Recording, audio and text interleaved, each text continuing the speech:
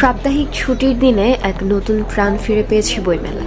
আজ শুক্রবার ছুটির দিনে স্টল ও প্যাভিলিয়নগুলোতে ক্রেতা দর্শনার্থীদের ভিড় বাড়তে শুরু করেছে। পরিবার পরিজনদের সঙ্গে অনেকেই এসেছে বইমেলা প্রাঙ্গণে।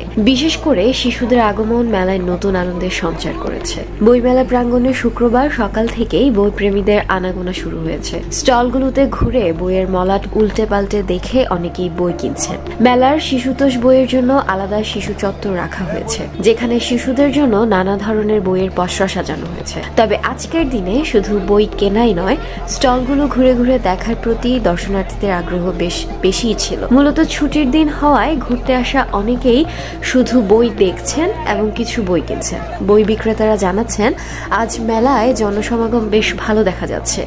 যদিও বই বিক্রি আগের তুলনায় কিছুটা কম, তবে তারা আশা করছেন মেলা চলাকালীন পাঠকদের উপস্থিতি আরও বাড়বে। এদিন বই প্রকাশকরা বলেছেন, আজকে ভালো সমাগম হচ্ছে এবং আমরা আশাবাদী যে সময়ের সঙ্গে সঙ্গে বিক্রি আরও বাড়বে এবং সকলের আশার প্রশান্তি রয়েছে যে আগামী দিনগুলোতে বইয়ের প্রতি মানুষের আগ্রহ আরও বাড়বে আর বইয়ের বিক্রি আরও ত্বরান্বিত হবে। Desk report, world fusion.